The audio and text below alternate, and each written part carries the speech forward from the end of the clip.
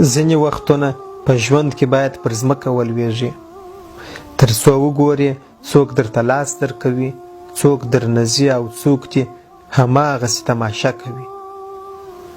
باید پر ځمکه داسې ولویږي تر څو زخمي سي، وروسته خپل زخم ښکاره کړي. وګورې څوک درته پرې مالګه دوړوي او څوک درته ملهم وهي.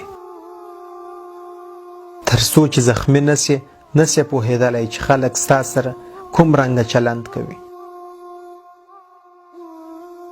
د هغه خلکو په لاس کې به مالګه ووینې چې یو وخت یې تا پر سر قسمونه خوړل.